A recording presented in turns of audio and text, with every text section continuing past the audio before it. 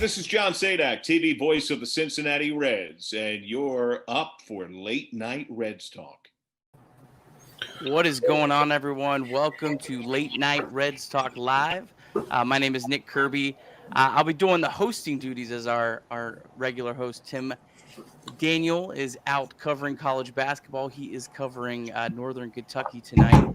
Not sure if we've done enough a love for Tim and his other venture, 48 Minutes Basketball Network. If you haven't checked that out, make sure you're checking that out.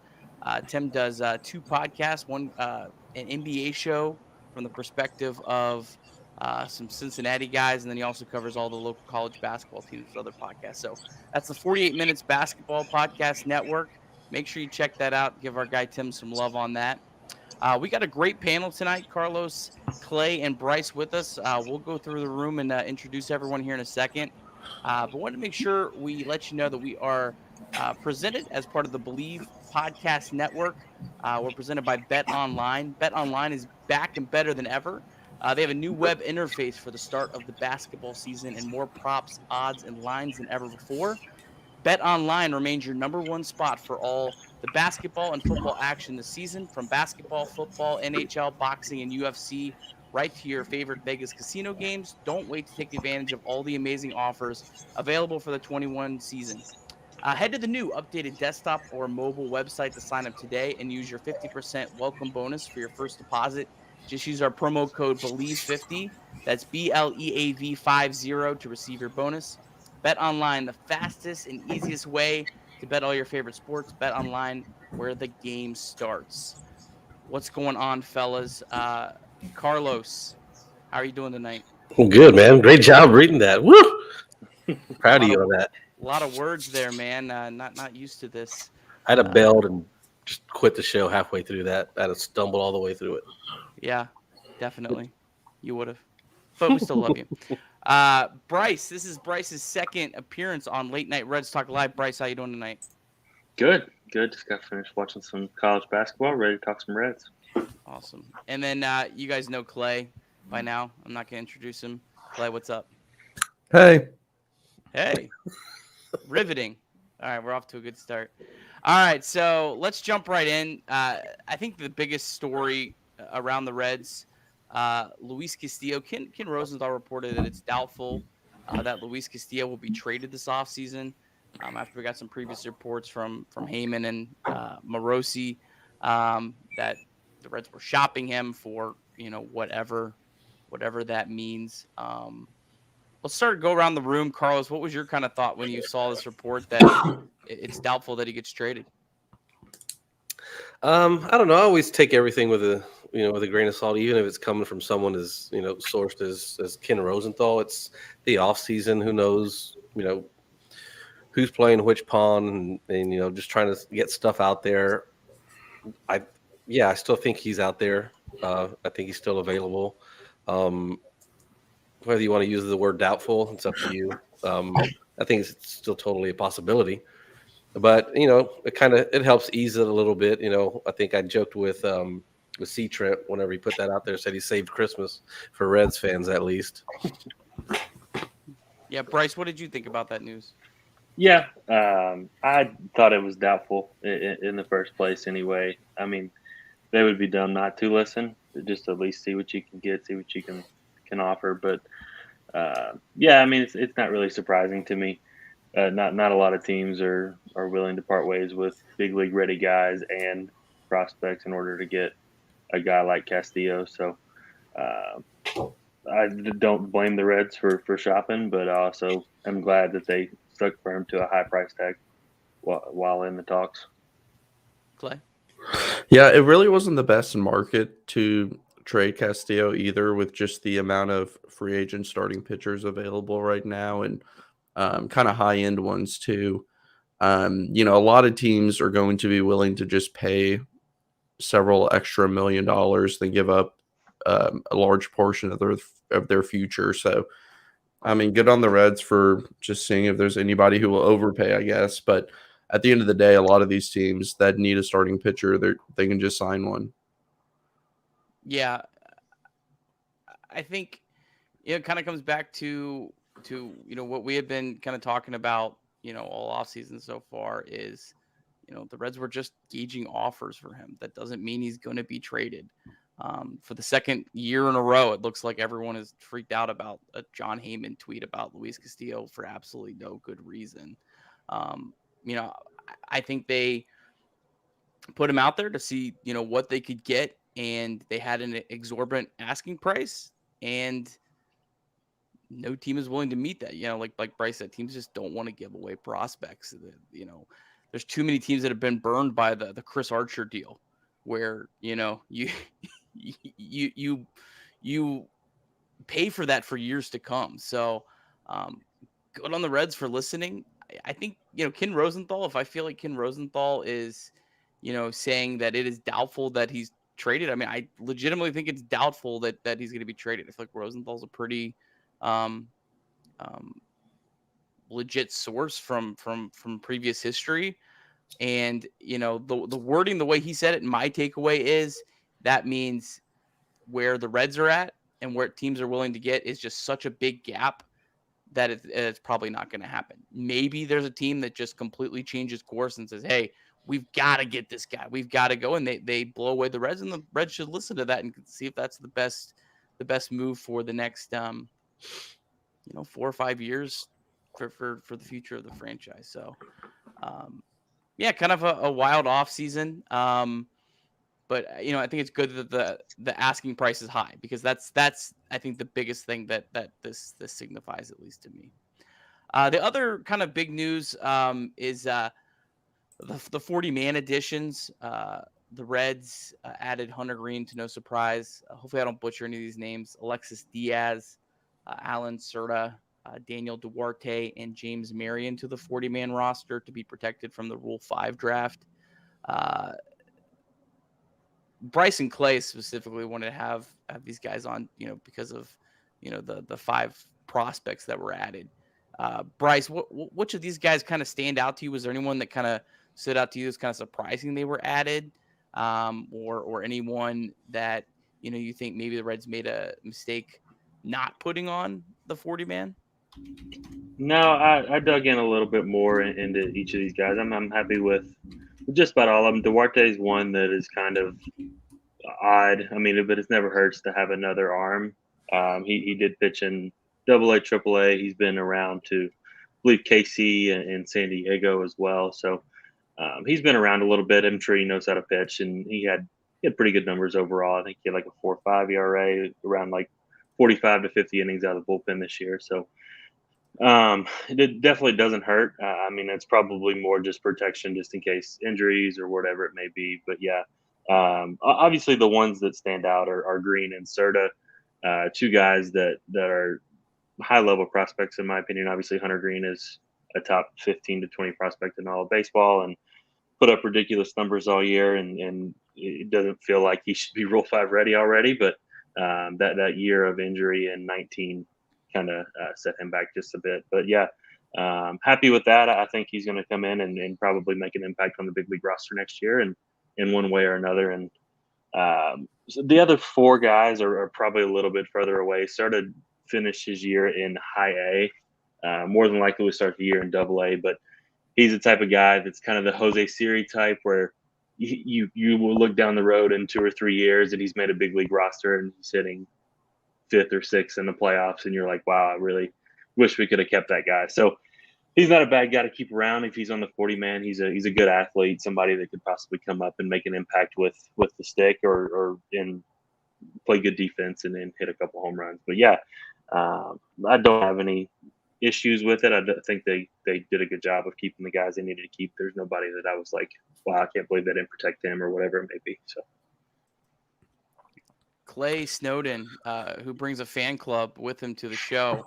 As you see the comment, if you're watching on the live stream from our friends over at Pardon the Punctuation. Clay, what's your thoughts on these moves? I'm going to be pretty long-winded on this, so Carlos, just sit back and relax. But I'll go in order of who I like. So first off, Hunter Green. We all know everything there is to know about Hunter Green. A lot of people just, for whatever reason, pencil him into the starting rotation on opening day, and I don't see that at all. I do think he'll be a Red in 2022, but I think he goes back to AAA. He dominated AA, 1.98 ERA, 2.35 FIP, 13.17 Ks per 9. So, I mean, he was just really good. That's 60 Ks in 41 innings. Went up to AAA, and in 65 innings, 79 strikeouts, so that was still there. 3.44 walks per 9, 4.13 ERA. And it's still a small sample size, but anyone who watched Hunter Green and anyone who throws, 103, 105 miles per hour knows that if it gets hit, it's going to get hit really, really hard. And his fastball, although it's extremely fast, it's a little bit flat. And I'm not saying that as like me saying Hunter Green's not good. Just Baseball has him as the number 15 prospect in all of baseball, one spot actually behind Nick Lodolo, who's at 14.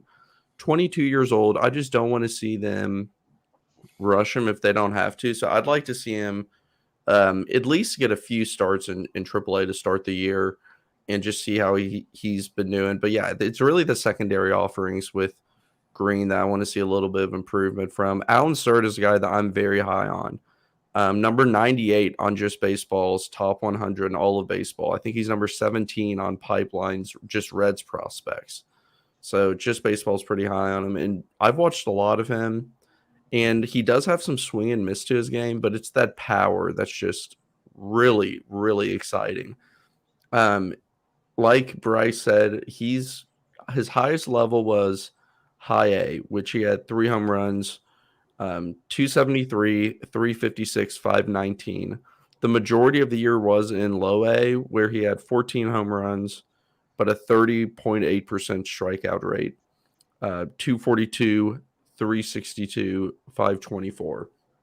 I think he can play center field if that's what they want to try to give him the majority of the innings in this year, and right field. And with the 40-man roster, I feel like a lot of people kind of assume they're added to the 40-man roster. That means we're going to see them this year. And that's not true at all. This is simply a protection for these players to not get picked in the Rule 5 draft. So I think Serter will still spend the entire year in the minors, unless, he's just out of this world good.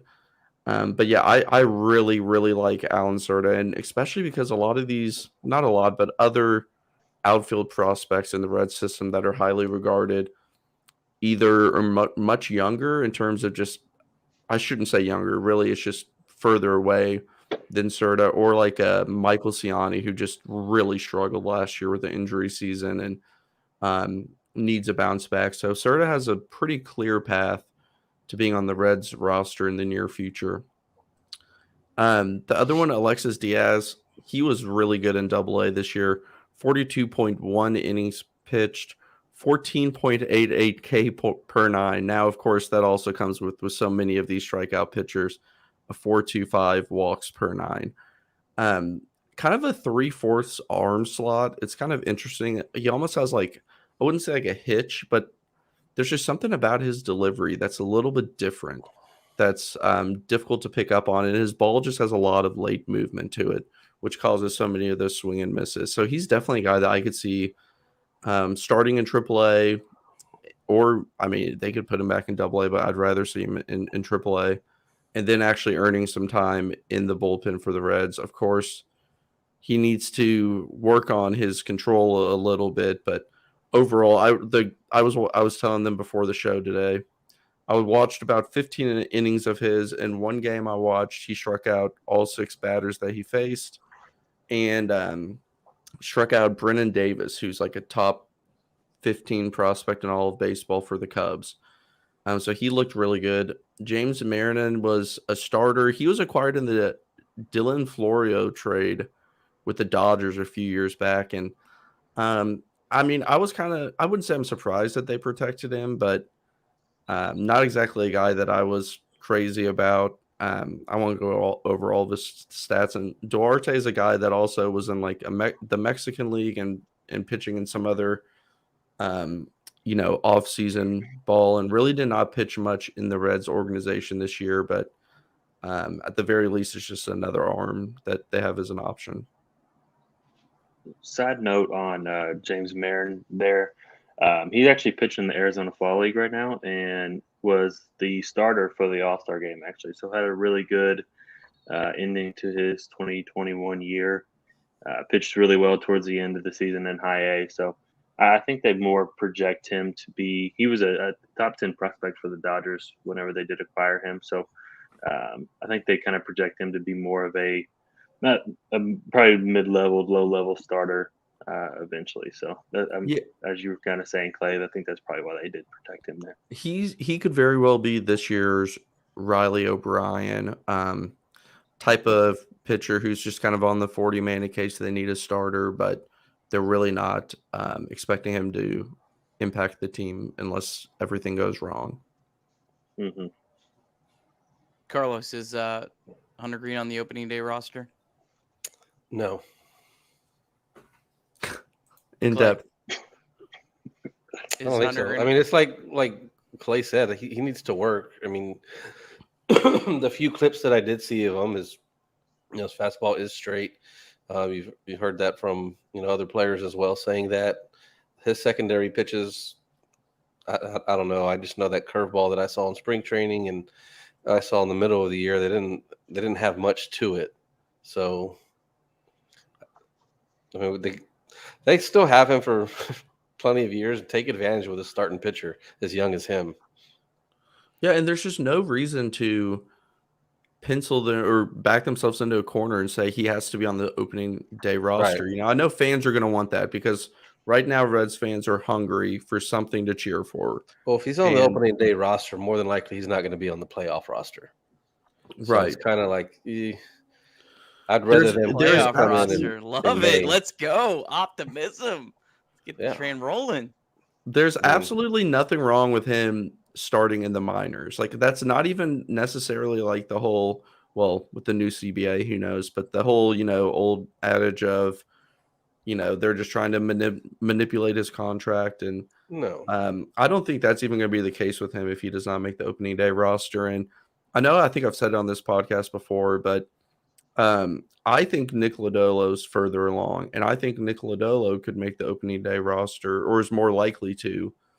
And although his ceiling's not as high, I think his floor may be even the same, if not higher, than Hunter Green. And Aram Layton, the founder of Just Baseball, actually interviewed some players that faced both of them in AA this year and said that Lodolo was actually harder to hit, even though Green, his numbers are just absurd. They just said that Lodolo stuff was harder to pick up. And I think it's kind of like what Carlos and I have been saying is 103 is tough to see, but if you can hit it and when it's straight, as you advance up the leagues, they're going to be a little bit better at hitting that ball. So the secondary pitchers are going to improve his fastball, which is what he needs to work on, in my opinion. Yeah, and even without watching him pitch, just some of the innings that they would, or some of his games that they would flash up there on the screen, like 5 1/3, 5 strikeouts, and I'm like, why is he only striking out 5 guys throwing 100 miles an hour? Like that doesn't add up in AAA. You get too many guys that'll go out of their zones, try to do too much. It's too easy to pitch at AAA to be, I don't know, striking out that few amount of people whenever you throw that hard. Yeah, it reminds me, this is years ago. I actually asked Chris Valaika how it was hitting against Aroldis Chapman. And, this is a guy, Chris Valaika, who played in the major leagues and, was fine. But his answer was his approach was just to pick a spot in the zone and swing and hope that that's where the ball was. And I was like, maybe he wasn't being serious, but at the same time, I was kind of like, I'm sure some of these like younger players are not used to seeing this type of speed. Like, it may not be that far off. I trust Derek Johnson on if Hunter Green's ready or not. I have no hot take on that. If he says he's ready, he's ready. If he doesn't, he doesn't. My question for you, Carlos, is what would be the downside of Hunter Green being on the opening day roster, even if it's kind of maybe a coin flip if he's ready or not? I mean, other than I don't think that they would stretch him out to be available to pitch late in September, because he's never thrown that many innings. That's going to be a lot of innings unless they're planning on doing like a 6-man rotation or, sending him down for a month just so he can, keep the innings limit down. But I don't really see a downside other than he's just not ready. Interesting. Yeah, and we've seen that across the MLB. As Tigers fans, Casey Mize, we saw it. He was throwing a no-hitter against the Reds and got pulled in the 3rd or 4th inning. They were doing that all year with their young pitchers, trying to just limit them to make sure that they could go the entire season. So I really don't think Reds fans would like to just see Hunter Green for 3 or 4 innings. I think you might as well just let him work on his secondary stuff, be ready to be an MLB pitcher. There's no reason. The Reds are not Baltimore. We don't need to have players developing at the major league level right now. Yeah. If they trade away some players and they go that direction, then that's a different conversation. But right now, the Reds are good enough and can still add to the point that you don't need to be developing at the MLB level. The other interesting story that I saw this week was there was a flurry of moves around baseball. We're obviously not going to cover every single player that was signed by every other team because, frankly, Come on, Nick. Frankly, I don't really care. But Andrew Heaney was a really interesting one. He ended up signing for the Dodgers for $8.5 million. But our friend of the show, Ginger Source Rex on Twitter, if you're not following, my dude is just on top of everything. Like I literally, if I miss a day of Reds, miss a day or two of kind of following what's going on with the Reds, I pull up his feed because he is on top of everything. Love his stuff. But he pointed out an article from Bobby Nightingale, where he heard from a source that the Reds had an offer around $4 million for Heaney, which you see, well, he ended up signing for $8.5 million. But the source apparently said that was one of the higher offers. So I found that interesting that the Reds, after essentially dumping whatever Miley, were willing to, spend around $4 million for another starting pitcher, kind of a pitcher that a lot of people think has a lot of upside, but is clearly a high risk pitcher. Did you guys have it, Carlos? Did you think it was interesting that the Reds were in on Heaney? And when you're hearing from sources, this could be manipulated sources that are trying to spin things one way or the other. But I don't think so. I mean, $4 million seems about right. I mean, I feel like 8.5 is a lot for him. But the thing that I took away from it was like, man, they could have got Wade Miley for another $1.5 million, but they chose to go this route instead. So that kind of tells you a lot about that Wade Miley market. Yeah. Yeah, definitely. That's something I found interesting. The other thing that I found interesting was it kind of hurts the narrative that the Reds are just going to do everything to cut salary, because you're not adding Andrew Heaney at $4 million if you're just at all costs trying to cut salary. So I think in that terms, it's at least a positive that, okay, they're open to spending.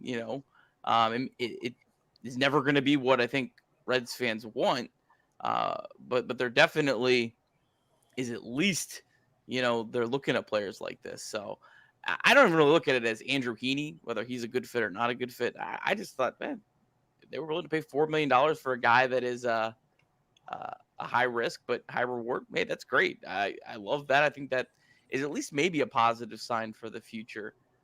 But yeah, this is what the Dodgers do. They pick up these guys. Like they did the same thing with Blake Trinan. Remember, he was coming off an injury, super high risk. I think they paid him about $10 million. Like, no one was even going to come close to that. But the Dodgers, hey, doesn't work out. Just, whatever, not a big deal. Team like the Reds, man, you go $8.5 million, even if you do expand your payroll quite a bit, and he's a bust. I mean, that's a really tough pill to swallow. Yeah, and one thing that I actually noticed about this, and to keep in mind with the Dodgers, and it's the same thing with the Scherzer Turner trade. Other teams could have given up better prospect packages. The Dodgers said, we will pay the entire salary. The Dodgers are going to overpay for certainty. And what the certainty is in this case is a guy who has innings under his belt at the MLB level, who they think has, enough on in terms of talent that they can kind of fix some of the numbers. So even if, his market probably would have been around 4 to 6 million, but the Dodgers said, okay, well, we want some depth and we want somebody who we think we can mold. We will pay the extra 2 million that others probably won't. But when I was looking into this, I thought about some of the pitchers that are going off the market right now before the CBA and before any big names. And the three that have really gone off the market are Eduardo Rodriguez, Heaney, and Jose Quintana was also just signed by the Pirates. And one thing that all of them have in common is their expected ERA is much better than their actual ERA. So for Rodriguez, he's a really solid pitcher. And I love that signing by Detroit. You get somebody who's been very consistent his whole career. And if anyone just looks at his ERA from last year, 4.74, you're going to say, okay, well, he's a back end of the rotation guy. 3.50 expected ERA. Heaney, 5.83 ERA and was disastrous in New York. 4.04 expected ERA. Another guy who you could put at the end of your rotation, and if you're getting a 4 ERA there, that's a pretty good spot.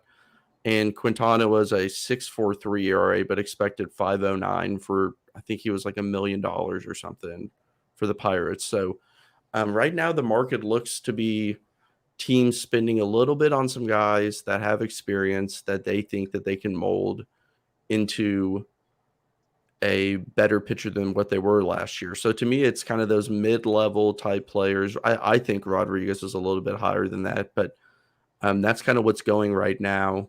So it's going to be, interesting to see if that trend continues, where some of these experienced players who teams think they can get more out of get picked up, or if, so some of these like ace-like or number 2 guys get picked up soon. Yeah. A common theme among. Go ahead, Nick. No, go ahead. I was going to say a common theme with these guys as well is as Clay was talking about, the expected numbers are always better, and contact and those type of things are always a positive as well. But a common trend amongst MLB teams is spin rate as well. All three of those guys spin the ball really well.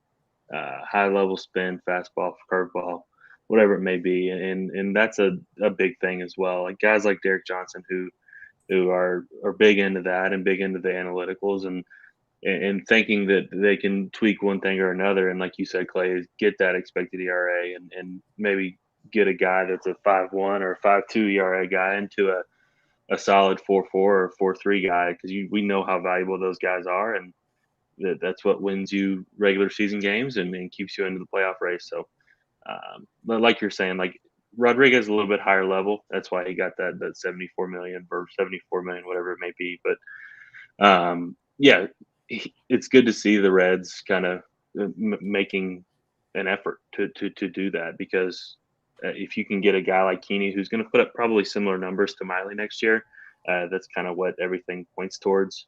And for $6 million less, that's something that they need to continue to look for. Yeah, I think you're also seeing that in a lot of cases, teams are more willing to take on a player that maybe has that higher upside, even with the risk, than to make a trade where you give away big prospects, or you make a signing that is multiple years for a pitcher, because that's that's we saw that with Homer Bailey. I was a guy who supported the Homer Bailey deal, but it didn't work out. But it could really it can really cripple you in some aspects if you miss on those. And pitchers get hurt. It's just a reality of it. So I think that kind of also maybe comes into play in this. One of the other interesting things is Reaver San Martin, who has just been dominating in the Dominican Winter League. Kind of took the Reds organization by storm this year. 16 innings, hasn't allowed a run.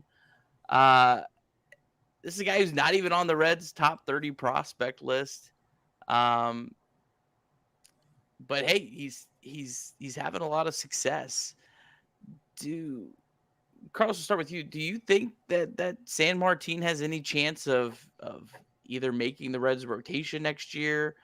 I know they said they will give him a chance, but you kind of say that for a lot of players, or even maybe carve out a role in the bullpen. I don't think so. I mean, this 16 innings is cool. I mean, it's against a little bit below AAA competition. I mean, I don't think he can do anything out of spring good enough to make the squad, but I think he can be somebody who can be reliable to call up on. Somebody gets hurt, or we need an extra starter for whatever reason, a doubleheader or something. I think he's a good option to have. Just haven't seen enough of him to really be able to give a prediction. From what we saw last year, it was good. He threw strikes. Seems to be doing well, throwing a lot of strikes right now in winter ball as well. But to have any real shot, the answer for me is no. Clay, you think any? Yeah, he's a guy that I've liked for a while, and I've been following quite a bit. And I wrote an article about 4 Reds players not in the top 30, and he was on there, and I really took a deeper dive into him. And I think long term, he could be a good bullpen piece, especially with that arm slot being so unique and left-handed. You just would love to have that if he can throw strikes consistently out of the bullpen. But right now, I just want to see him be better than the Jeff Hoffmans, the Jose De Leons, the kind of 6th, 7th starter in your depth. So when you do have an injury, or somebody struggles or gets traded, you don't have to have someone come up who is the fans are already saying, oh my gosh, this is going to be a loss, and things like that. So yeah, I think he could start in AAA if they want to keep him stretched out to be a starter and just be that starting depth. I mean, I don't see anything wrong with that. I think that would be a great plan. If they do move him to the bullpen, I'm fine with that too. I just think he's a good asset to have. He's already on the 40-man. So, I mean, yeah, I don't really have much more to say about him. Bryce, what's your thoughts on San Martin? Yeah, I mean, like Carlos said, it's always a positive when a young guy comes up and throws strikes. It's always a kind of wild card at times, but it's nice to have that guy as a kind of a throw in that I think it was the Gray deal, was it not?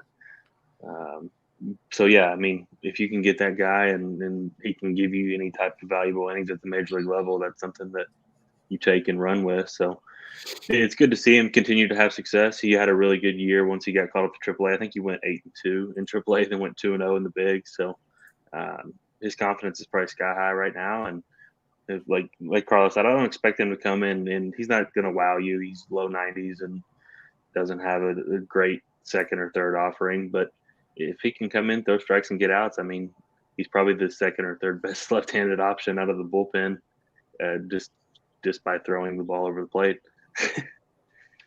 Yeah, that Sonny Gray trade worked out pretty well for the Reds. I can't remember who the GM was that made that deal.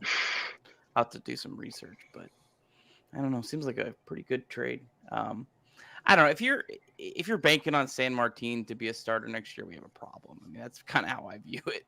But like you guys said, you can't have enough 6, 7, 8, 9, 10 in your depth into AAA starters because I've said it before on here. The Reds really, for all the position player injuries they had, they really got blessed with health with their starting rotation, and you can't bank on that every year.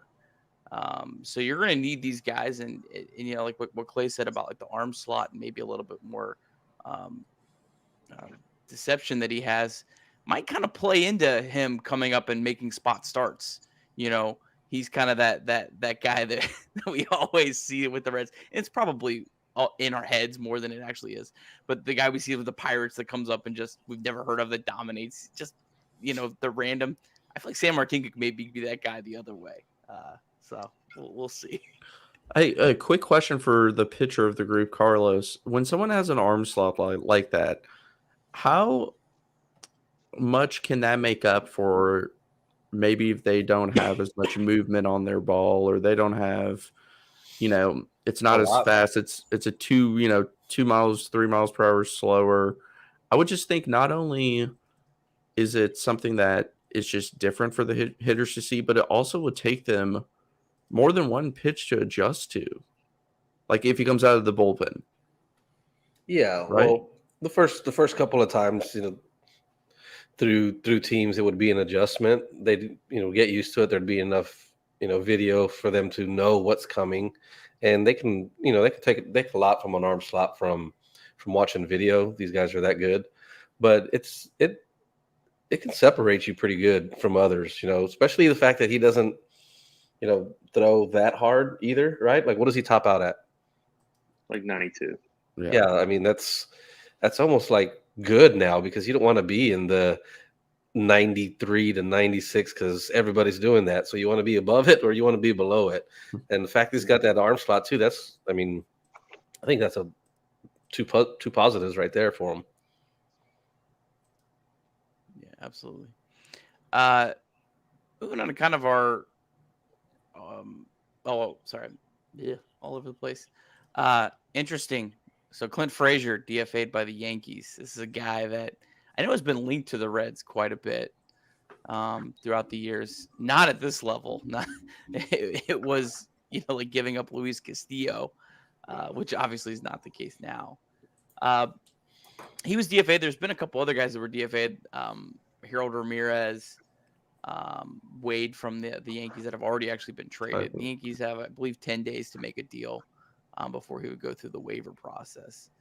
But man, he's a guy that I would love for the Reds to make a move. Definitely one of these low risk, high reward because he's only costing about $2 million. I don't think you're going to have to give up a massive prospect to make a deal with the Yankees. What would it take? Like a top 15, a top 30? I mean, I think you're towards the bottom of the top 30 prospects. I mean, if you're DFAing a guy, I can't. Yeah.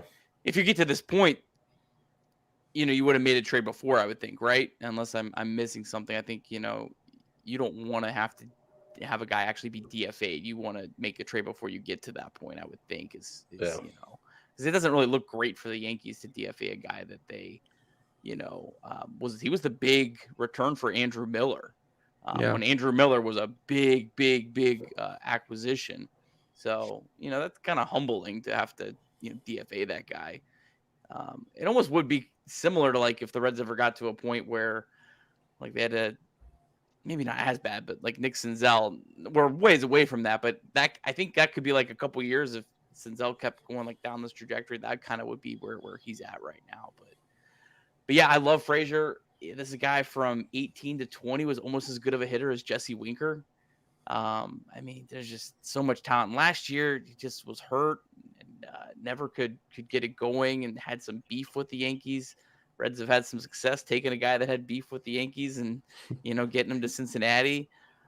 He's a really bad defender, which I don't love because Fits right in. That's the thing I've been harping on all offseason. But it's just, man, this kind of player that just could fall in your lap. I don't know. What do you guys have any thoughts on Frazier or anyone else maybe that was DFA'd? Yeah, I like Clint Frazier, and I just don't think New York was a great fit for him. I think he's a perfect change of scenery type player. The question becomes, okay, if another team's going to trade for him now that he's been DFA'd, or is he going to make it and go through waivers, which he would be selected or claimed before he got to the Reds. I mean, that's the perfect – all of these teams that are, bad are looking for players like a Clint Frazier as the perfect bounce back type player. Excuse me. Only 26 years old, has hit well in the past. I think getting Clint Frazier on the Reds, if that was the situation, it kind of depends on what the Reds want to do, because if we are talking, hey, the Reds want to compete and be better in 2022, then personally I just have higher hopes for an outfielder than Clint Frazier. Not that I don't think he's good. I'm just saying there's too many holes on this roster to make Clint Frazier your bounce back candidate type fill-in or replacement for Castellanos. So if the Reds are just kind of wanting to see what he is, use him as a fourth outfielder, that's fine. But if the Reds are saying, yeah, he's going to be our right fielder going forward, and we're just going to see how that goes for the next year or so, man, that would be hard to convince me that they're going to be in compete mode then. But I mean, I could be very wrong about that too. Yeah, if they picked him up, I don't think it would be for a starting role. Yeah. I mean, even the fourth defender might be a little high because I feel like Naquin probably has got that one. I feel like he'd be the exact same thing as picking up Tyler Naquin. Yeah. Like. Well, the question, okay, so then would they not bring back Naquin? Yeah. What I want to get Bryce's thoughts. So sorry, I'm not trying to jump on you, Bryce, but I would think if you get Frazier, it pretty much Castellanos is not going to happen, because Jesse Winker, Clint Frazier, and Nick Castellanos, that's some defensive challenges. I think you could get Frazier and maybe look at a center fielder, and that could be a good like 2-player pickup, like a legit center fielder that can play defense. Not a Tyler Naquin who's a center who can play center field, play decent, but isn't going to give you any sort of value and is going to have some negative value attached to it. But man, I tell you what, Barrero spot, baby. But I'm telling you what, you go get a center fielder, maybe not Starling Marte, although we love Starling Marte. I don't know, you trade for a Byron Buxton, you make a trade or something, you get a legit center fielder, and then you have just Winker, Frazier, Naquin, Senzel, just kind of to fill those other spots, and then one of them can, Winker could DH maybe, because at some point, like we're all saying, okay, well, Moose or Suarez is going to DH. Okay, great, but in order for Moustakas or Suarez to DH, Votto, India, Suarez, Moustakas, and Winker pretty much all have to be like healthy at the same time, and that's not going to happen. Like one of those guys is always going to be hurt, so there's going to be like a spot for the DH, I think. So I think that would be something that would make a lot of sense to me. Bryce, what's your take on Frazier? I don't know if there's anyone else that you saw that was DFA that you thought was interesting. No, I didn't see too many people. Obviously, if they hit the DFA, there's usually not not in the best shape in their career. But if Frazier, in my opinion, he's the type of guy that you all kind of talked about. He's been a good hitter in the past. Like you said, he's similar to Winker in terms of he's always been able to really hit, and they were just trying to find him a spot to play. And last year in the COVID shortened season, I think he OPS'd over 900. He was hit third or fourth. He's a lot of the year. Like he was legitimate. Like the type of guy that was living up to the hype. So you can never have enough good hitters, as you were talking about. If you go out and pick up a good center fielder and kind of pair him along with Naquin and Winker and those guys, then you're looking at a plausible outfield. But it's a matter of if they do pick him up, are they done kind of shopping there? So I'm kind of indifferent on it. If they pick him up, I'll be excited about it and kind of see where he can go. But also don't want them to stop trying to improve their outfield or their team over him. I think it would make sense either direction they're going. I mean, even if they aren't really going to do anything more, and I mean, still a good asset to have, and a trade candidate, he'd be a player you'd still have, I think, control of for several years. So I think it'd be a good, buy low. But again, there's probably a lot of other teams that are going to be interested also. So yeah, it'll be interesting to see. I definitely, I would be surprised if the Reds aren't interested. Will they pick him up? I don't know, but I'd be surprised if they're not interested. Just because what positions does he play? He'd be definitely a corner outfielder. And he's not a good. He's pretty much the right-handed Jesse Winker. Maybe has a little better foot speed, but he played mostly left field when he was with the Yankees. But the Yankees have Aaron Judge, so I think he could play right field. There's just, you're not going to play over Judge or Stanton. But cool. Yeah, interesting. So the rest of the offseason here, as we're kind of whittling towards the December 2nd CBA expiring, it's all going to, so we're down to about the final week. Next week we'll be on the eve as we do our show, the eve before, the likely, as we hear, lockout will happen. The non-tender deadline is right before that, so there's going to be a whole lot of other Clint Fraziers out there, but they're also probably,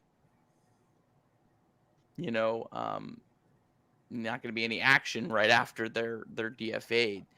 But there is typically a lot of a flurry before that of teams trying to make trades before they have to non-tender someone. Trying to think of a good example of this.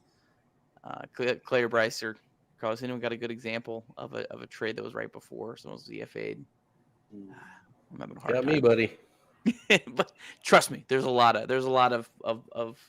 action. A lot of teams trying to make deals right up until the deadline. Chris Heisey was one that was traded right before the non-tender deadline, because the Reds were going to have to non-tender him, and so they made a trade and got not much back, but that. So be interesting to see if we see any action before that, and then we're going to go, assuming, into a lockout. Do you guys have any thoughts on the lockout? Anything you're hearing that you find interesting, kind of as we head to this deadline? One of the Locked On podcasts I was listening to, and I don't remember which one it was talking about the lockout, and they made a good point of some of the verbiage, and I'm not going to direct quote because I don't really remember, but Manfred used a different term than lockout, that it was like work stoppage, or I don't know. It wasn't even that. It was something that kind of made it sound like it was not going to last through this, like into the season. And they kind of talked about that and made some good points of, maybe they aren't all that far off. And there's no way to tell. There's really no way to tell. And nobody knows. So anyone who's acting like they do, they just simply don't. All of us assume that it's going to be a lockout because all of us assume that these people don't work well together and that Manfred sucks. That's just kind of the assumption going around baseball fan bases. So, but that does not mean that they're far off. Each side has bargaining chips that they want to use. right? The players want to DH. That's why it didn't happen this year after 2020, because the MLB wanted to kind of hold that back to use as a negotiation tool. Okay, well, if you all want this, we want this and we'll give you all the DH. You know what I mean? So maybe they aren't all that far off. These players are going to want to play. They're going to want to make money. I spent probably too much time today reading the CBA that just expired, which is 372 pages. And I did not read it all, but the amount of detail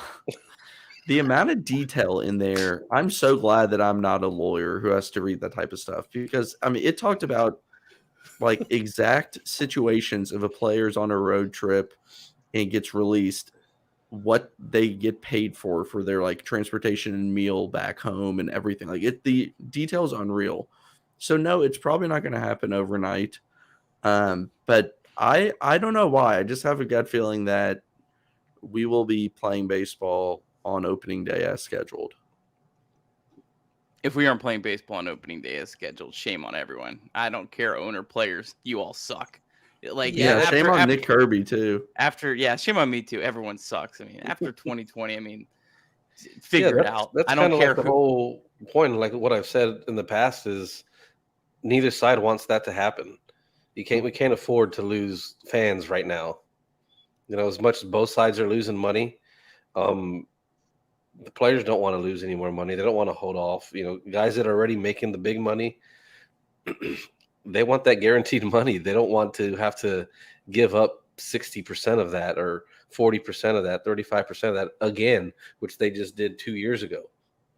So, and the owners know that they need to get the product out on the field. So I think both guys are going to be pretty eager, and I don't think it's going to come close to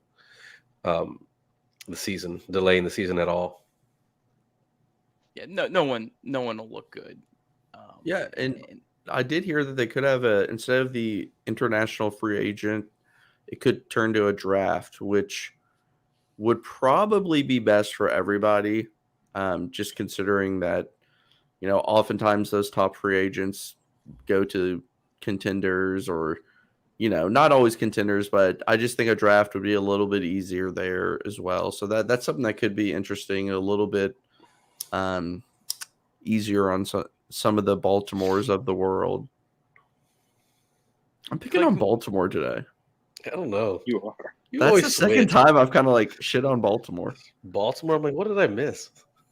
Clay, can we get an audiobook of you reading the entire manual? I wish you all like you printed me reading the CBA today. Like those super old like printers where you have to peel off the tabs from the sides. I literally was just like, okay, I'm going to flip through the CBA. Next thing you know, I'm like 42 pages in. I've read every single word. And I was like, what the hell am I doing? I'm supposed to be working right now. So then I just started skimming. And it's amazing what's like do you know what's really funny? And I'm not blaming anyone. I was the same way. I was always like, oh, wow, all this stuff. Like, we don't know. No one knows what, these players make or how this works, or like I could have just read the CBA, all of the information to all these like unanswerable questions that we've all had across Twitter about minor leaguers making money or who pays for what. And it's all right there in front of us. Clay is going to be citing us here in the next couple of months. All you got to do is go to Section 3, Chapter 8, Paragraph 4. Carlos, when you played, it's right here. Anything about a CBA? I take that as a no. What'd you say? I said, when you played, did you know anything about the CBA? Yeah. You or your agent knew? I knew. Like they would inform us. They send you like emails on what's going on. Oh, okay. Yeah. I was just like picturing you just reading the CBA and being like, hey, I'm supposed to have $40 today for this road trip. Like, I didn't get it. No, you know all the good stuff. Everybody tells you all the good stuff that you need to know, but any other like in negotiations and stuff, then they'll send out an email. So one last thing, kind of on the off-season calendar, kind of as we get to this last week. I don't know. I kind of feel like the clock is ticking here on if the Reds are going to trade anyone, because if we do get a lockout, which I think we're going to get a lockout of some sort, I don't, know how long it's going to last. I'd be surprised if it lasts into spring training. I know that the owners and the GMs are going to want it to end because they're not going to want to be rushed to make decisions, within a small period before they have to jump right into spring training, as there's still going to be a lot of free agents and trades and all that kind of stuff. But I kind of feel like it's almost like we're running out the clock on like a Luis Castillo, Sonny Gray, whoever else trade. I feel like if they're going to be dealt, they're probably going to be dealt before December 2nd. And, I also think we're going to see it seemed like the stove's really been heating up the last couple of days. I think this next week might really, really get insane with some of the deals that are made. So I don't know, maybe there's nothing and we'll come back next week and we'll have nothing to talk about, or maybe we'll have a 3 or 4 emergency podcasts this week. Who knows? So we'll see how it plays out. Who knows? Any other thoughts kind of on the... Yeah, and if anyone out there is thinking the Reds are being lazy, they're not making their trades, like no one in the MLB is trading much right now, or anyone significantly. We all know that there's going to be trades that happen. So if no one's doing it, there's obviously a reason why.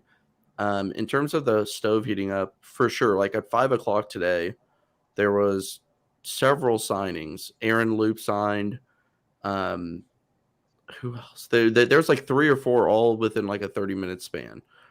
Steven Matz is probably going to sign by Wednesday. Alex Cobb as well. Like, it's starting to heat up, and I don't know why, like what triggers this timing, or, why it all kind of happens at once, or if it just kind of gets announced at once or what. But I don't think the Reds are being lazy by not, they haven't traded anybody yet. So, but I do think the Reds will make a significant trade this offseason in one direction or another, which isn't like a hot take. That's not really saying much, but I think Sonny Gray is the perfect candidate for the secondary starting pitcher market. If those top guys that I mentioned earlier, if they all get signed and you're, a starting, let's say the Twins decide they're not going to tear it down, and it's their last year with Buxton maybe, and Donaldson's getting older and Sano's getting older, oh my gosh, what are we going to do? Okay, well, we don't have to spend the whole bank, and we can go get Sonny Gray, or the Mariners are another team that's going to need a starting pitcher.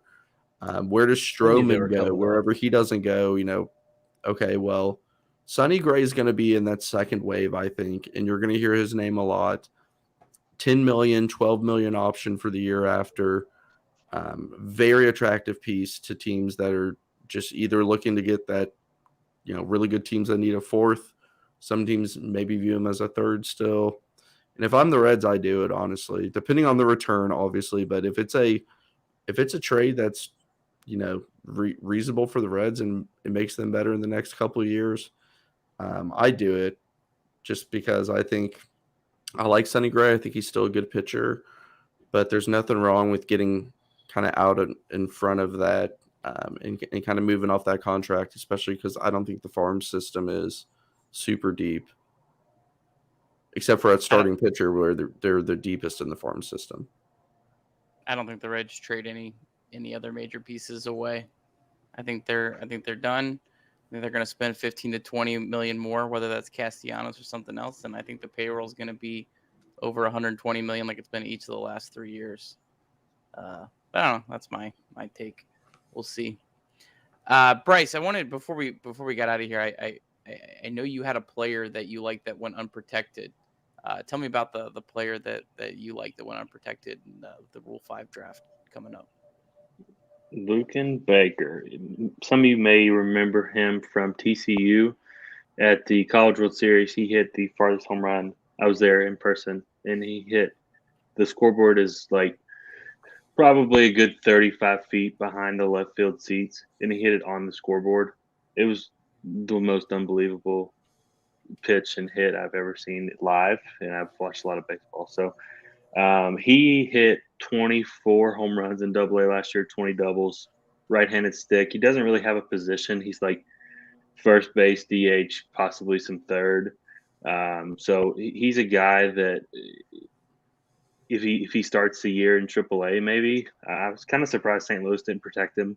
He kind of reminds me of like a Voit type, to where like maybe they think that, oh, Goldie's not going anywhere. I get that, but he's the type of guy that, I mean, if he can come in and kind of adapt to a good bench role and a guy that pinch hits and spot starts for Joey at times and spot starts at DH, or if that does come. So, I mean, he's hit 44 extra base hits in like 89 games last year. Like, guy can really hit. He OPS like 850 in a pretty good pitcher's park in Memphis. So, definitely this kind of a head scratcher. I was always high on him after I watched him in college. So somebody that I think that the Reds might take a chance on there.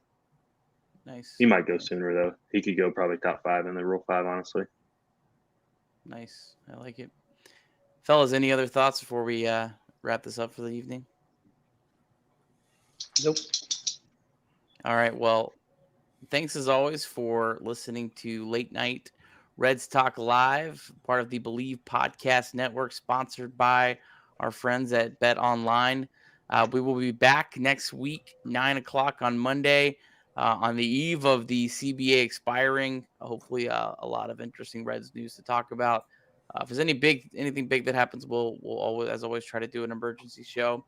If you're not subscribed to us on YouTube, Spotify, Apple Podcasts, or wherever you get your podcast right now, go find it, subscribe, leave us a 5-star review. If you don't think we're worth 5 stars, don't leave a review. No one likes that. Don't be that guy or girl. So as always, thank you so much for joining. Thanks for all the questions, and we'll look forward to seeing you guys next week.